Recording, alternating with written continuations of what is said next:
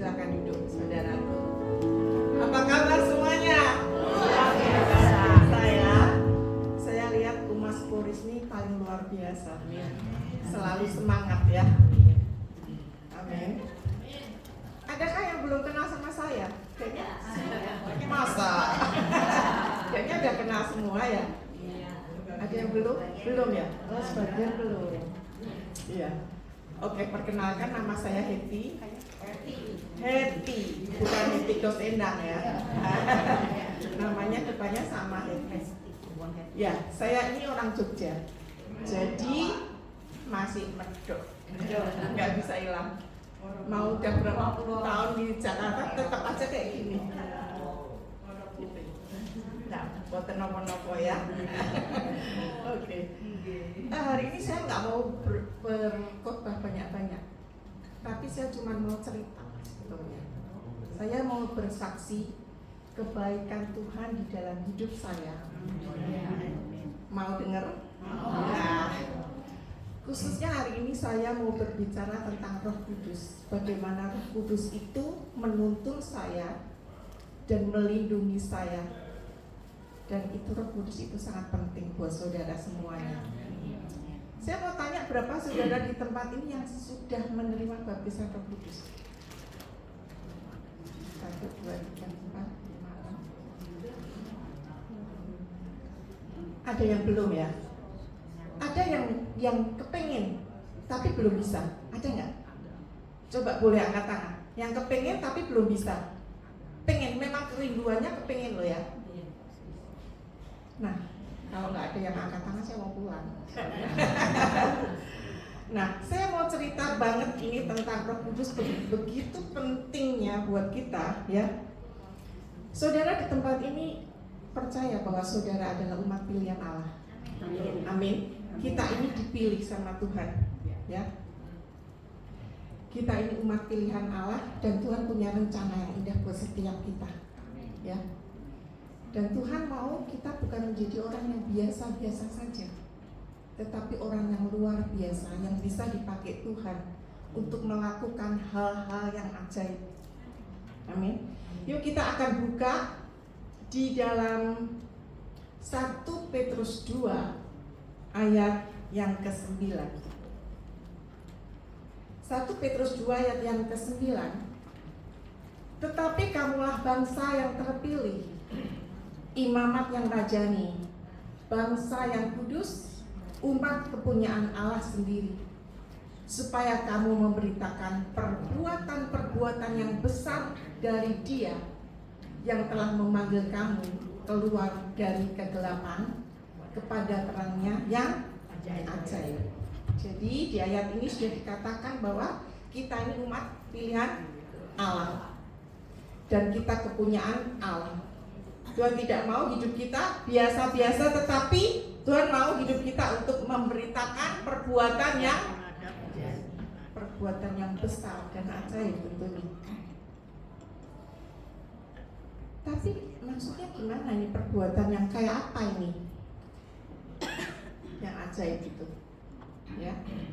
Seperti menyembuhkan orang sakit, mendoakan orang yang terbeban, ya, terbelenggu, mengusir setan dan lain-lain.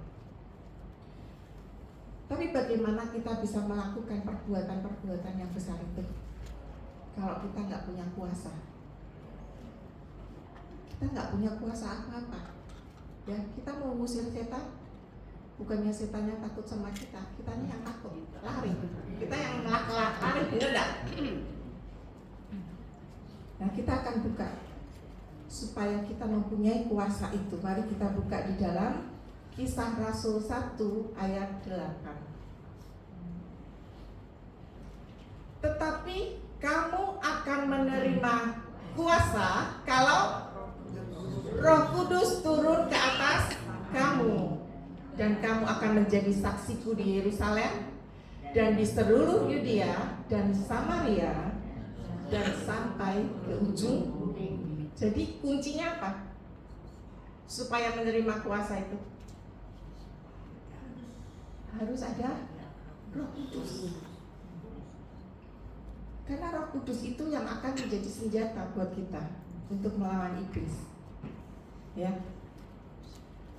Kalau Roh Kudus menguasai hidup kita, maka kita akan mendapat kuasa. Ya, kuasa apa itu? Yang pertama, kuasa hidup saleh, di mana kita menampilkan buah-buah roh itu ada di dalam kehidupan kita, di dalam diri kita, untuk membenahi diri kita. Yang kedua, Roh Kudus juga bekerja keluar, yaitu memberikan kepada kita kemampuan untuk kita melayani banyak orang, ya, dengan karunia roh. Jadi kalau buah roh itu untuk dalam diri kita, untuk memperbaiki dalam diri kita. Tetapi kalau karunia roh itu untuk keluar, untuk kita melayani orang lain, mendoakan orang lain, seperti itu, ya. Itu adalah karunia Roh Kudus di dalam kehidupan kita, dan itu kita sangat perlu banget.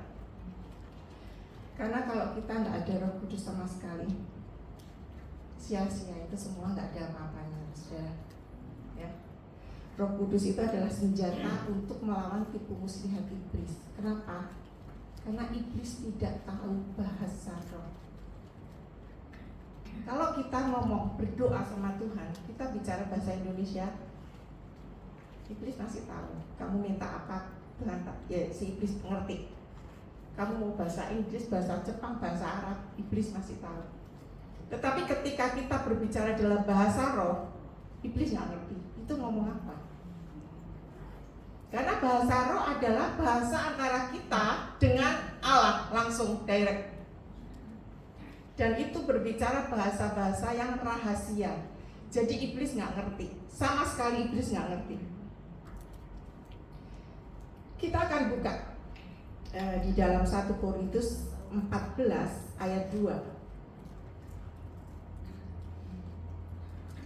Siapa yang berkata-kata dengan bahasa roh tidak berkata-kata kepada manusia, tetapi kepada Allah. Sebab tidak ada seorang pun yang mengerti bahasanya. Oleh roh ia mengucapkan hal-hal yang nah, jadi ngerti saudara, kenapa Roh Kudus, bahasa roh itu beda?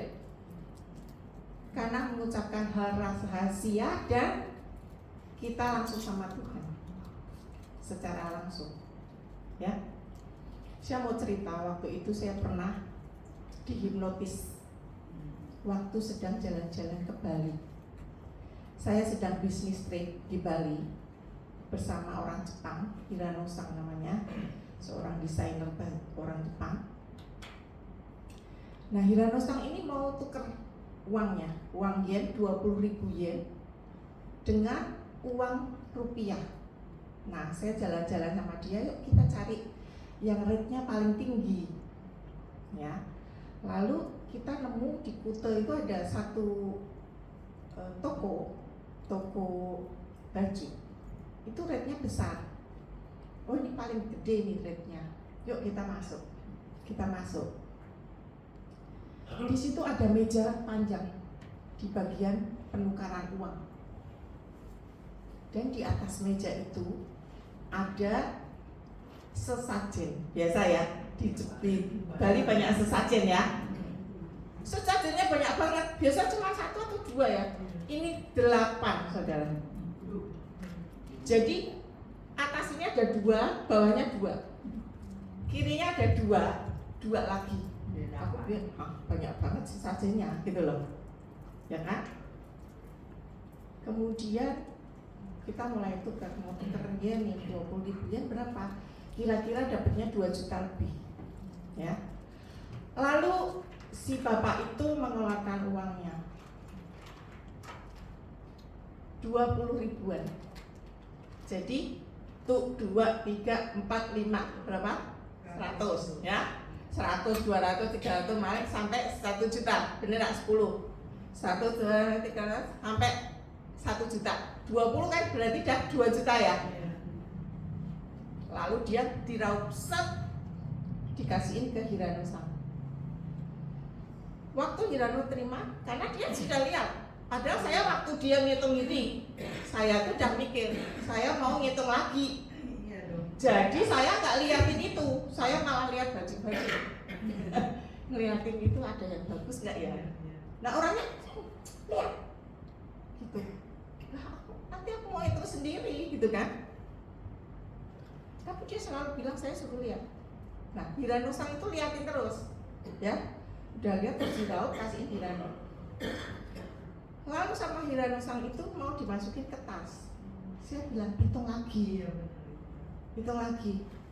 Hirano bilang tadi kan udah bareng hitungnya, udah hitung lagi. Lalu Hiranusang mulai ngitung. Loh, kok kelebihan 200.000? Hah? Yang bener? Mosok sih? Coba sini aku yang ngitung. Lalu saya mau ngitung. Waktu saya mau ngitung, saudara, diusir saya. Sudah, pergi, mau tutup. Loh, kan aneh. Orang saya mau ngitung, kenapa nggak boleh gitu loh? Saya diam. Saya nggak peduli dia ngomong apa, saya tetap duduk diam. Saya mulai ngitung. Anehnya saudara, saya nggak bisa ngitung. Sampai saya bingung, aduh, 1 juta itu kalau uang 20.000 berapa lembar? Nggak ngerti. Kayak di sini nih ke selimutan putih gitu, ya. Saya nggak bisa ngitung sama sekali loh saudara. Akhirnya saya ambil kalkulator yang ada di situ, 1 juta dibagi 20.000 sama dengan 50. Oke. Baru saya ngitung lagi. Duduk ngitung lagi kan. Ketika saya mau ngitung, bapak itu kan sebel lihat saya nggak berdiri kan. Udah diusir nggak mau depan, tetap mau ngitung aja ya kan. Lalu dia pegang sesajennya itu yang di atas, diginiin loh sesajennya. Waktu dia sesajennya kayak gituin, saya langsung curiga, pasti ada sesuatu nih. Kenapa saya diusir? Kenapa dia nggak mempan mungkin saya sampai sesajennya diginiin, nggak mempan juga. Saya tetap ngitung. Kalau waktu dia giniin sesajen, saya langsung bahasa roh. Saya langsung ngitung karena itu langsung kayak kabut itu hilang. Dan saya mulai ngitung. Dan ternyata saudara tahu berapa uangnya? 1,2. Jadi kurang 800.000. Gila nggak? Kurangnya 800.000 ketipunya. Iya. Si Jepangnya kelebihan, saya kurang. Nah, akhirnya saya ngomong sama dia, kamu bohong ya sama aku ya, kamu nipu ya, kembalikan waktu 20.000 yen, kembaliin. Akhirnya dia langsung ambil di kantong, bertanya kembaliin, kita pergi keluar, pulang. Dari situ saya merasakan luar biasa. Tuhan tolong, ya, Tuhan tolong. Tapi nggak selesai sampai situ, saudaraku. Malamnya kan saya tidur ya, tidur di hotel sendirian. Jam 2:30 saya terbangun. Saya bangun terus saya doa, aduh Tuhan thank you Lord ya. Saya sudah bebas dari semuanya itu dan saya bisa berhasil lah, nggak sampai tertipu. Saya tidur lagi. Jam 3 pagi itu orang itu datang ke kamar saya sedang tidur ya. Orang itu mengambil kursi, saya tidur, dia ambil kursi yang ada di situ, duduk di sebelah saya, lalu dia bilang sambil malu-malu, ya, tadi emang aku kalah sama kamu. Sebetulnya pada waktu kamu datang, aku sudah ragu, aku mungkin kalah sama kamu gitu. Memang waktu kita datang, orang itu gini loh, berdiri gini, ngeliatin. Ya udah boleh duduk gitu loh. Jadi kalau memang dia nggak merasa orang ini nggak bisa, dia pasti habis misalnya uangnya gitu. Tapi saat itu dia kayak gitu. Ya memang aku kalah sama kamu. Tetapi tidak kepada semua orang Kristen. Dia bilang gitu. Lalu saya tanya, hah, kenapa gitu kan? Saya mau tanya kenapa kok tidak kepada semua orang Kristen. Lalu saya ditendang muka saya, dan saya jadi tindian ya. Tahu ya, tidur yang tindian yang gitu tuh loh. Saya akhirnya kebangun. Saya tanya, kenapa Tuhan? Kok dia bisa ngomong kayak gitu? Kok tidak kepada semua orang Kristen? Dan Tuhan berikan pengertian kepada saya bahwa karena tidak semua orang Kristen ada Roh Kudus. Ya, karena tidak semua orang Kristen ada. Jadi kita bisa kalah kalau tidak ada Roh Kudus di dalam diri kita. Saya benar-benar saat itu merasakan luar biasa sekali. Setiap kita, anak-anak Tuhan, kalau kita sungguh-sungguh berjalan bersama Roh Kudus, Tuhan itu akan tolong kita. Dimanapun kaki kita melangkah, Tuhan akan menolong kita. Amin. Nah saudara, tapi banyak orang nggak tahu gimana sih caranya mendapatkan bahasa roh itu. Gimana caranya supaya kita bisa berbahasa roh? Padahal itu caranya sangat gampang sekali. Ketika kita minta sama Tuhan, Tuhan aku mau, aku kepengen. Cuman ada kerinduan aja, saudara bisa langsung dapat. Ya, kita buka Lukas 11 ayat 13.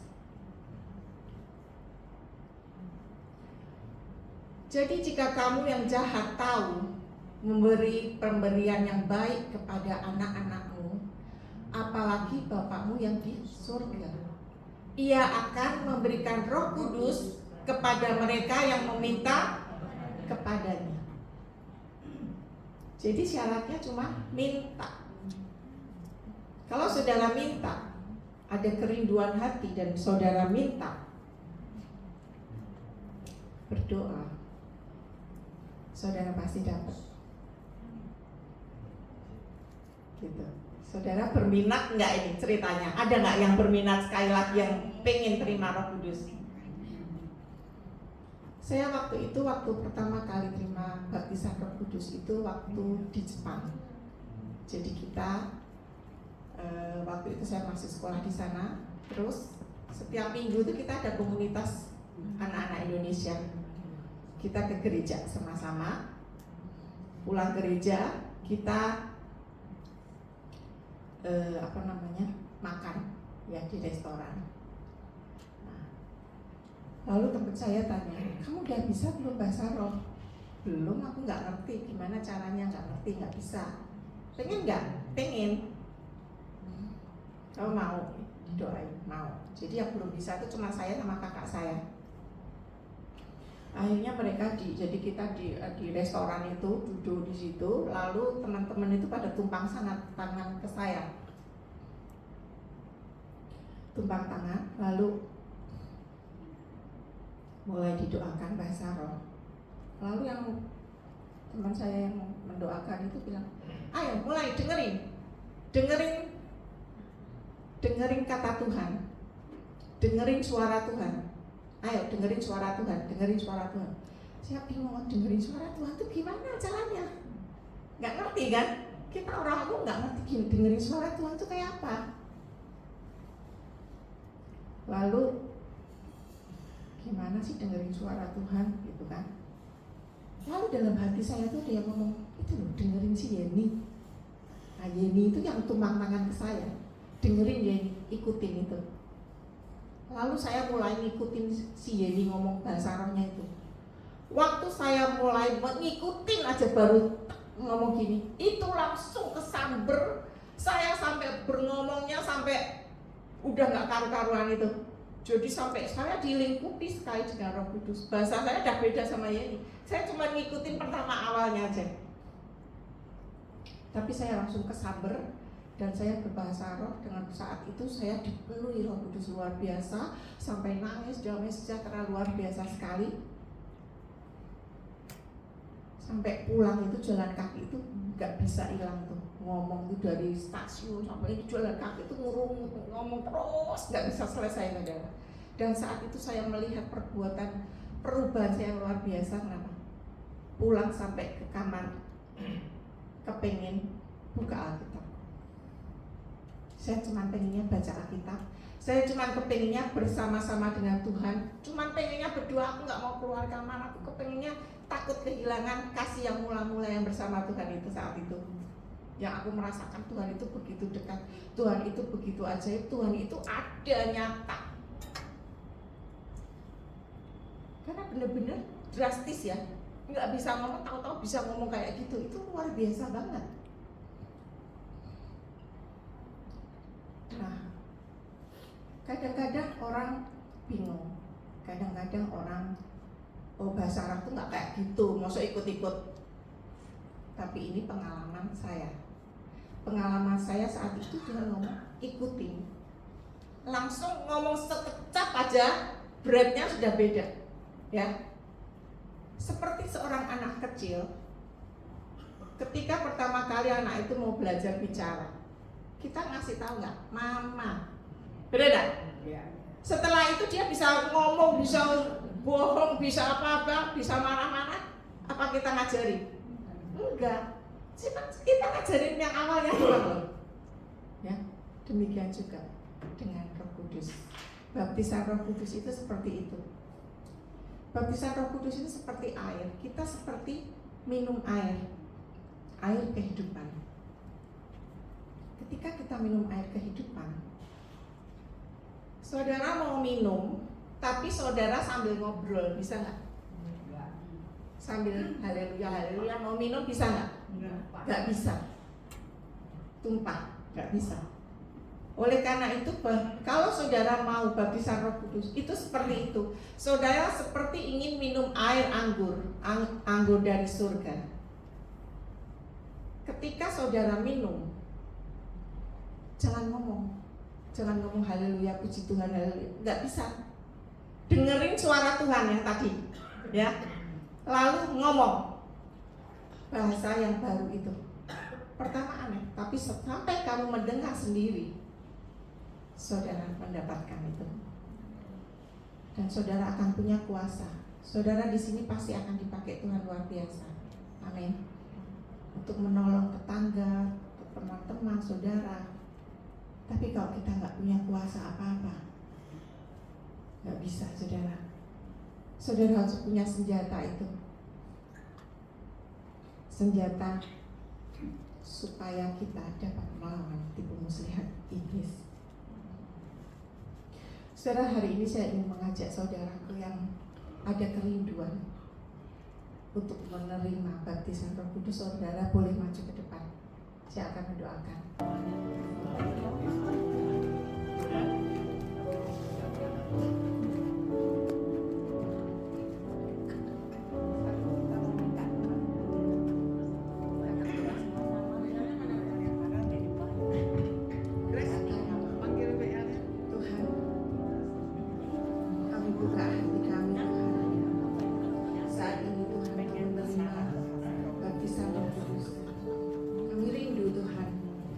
Mendapatkan baptisan Roh Kudus sehingga kami boleh berbicara dengan Engkau secara pribadi, Tuhan. Kami boleh mengenal Engkau lebih lagi, Tuhan. Kami buka hati kami, Tuhan, dan biar Tuhan kami boleh menerima Roh Kudus-Mu di dalam hidup kami. Kami buka hati kami di dalam nama Yesus.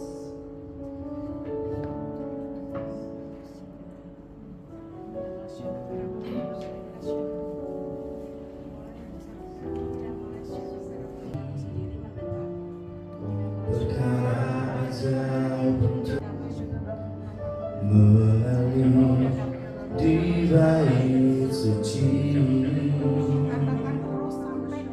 perkara ajaib dari yang mustahil,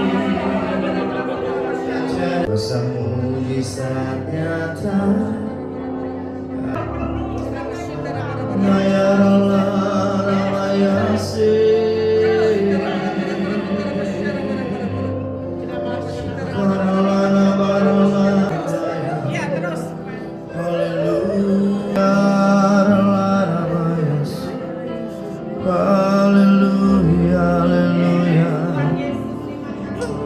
Syakana rabata kaya rana maya syakana rabaya. Oh rana ya rana maya su. Syakara rabata kaya rana maya syakana. Hina rabata kaya rana maya syakana. Haleluya, haleluya, haleluya. Roh Kudus tercurah. Haleluya. Terima kasih. Terima kasih Tuhan. Mengabdi, mengabdi.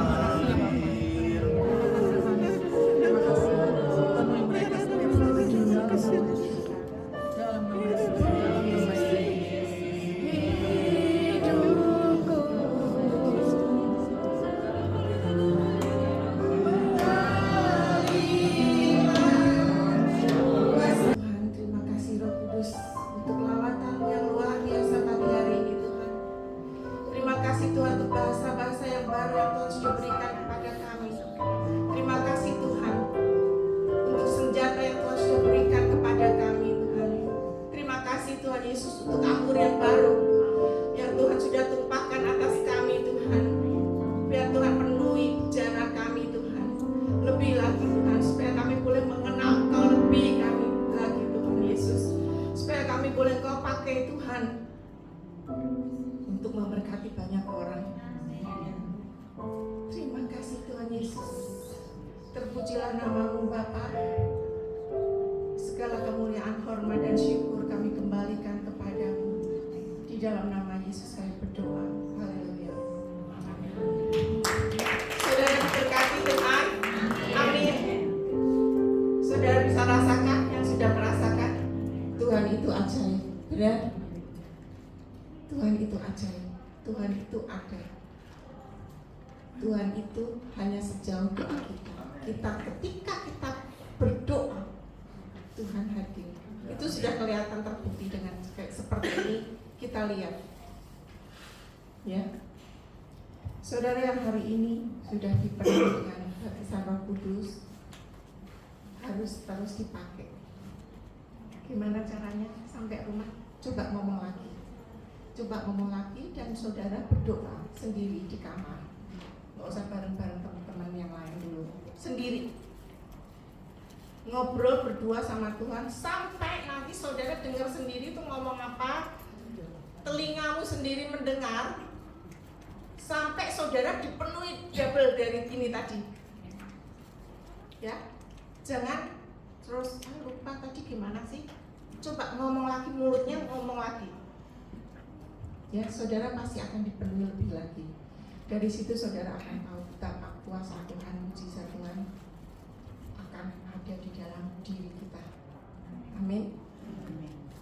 Baik, Tuhan Yesus memberkati.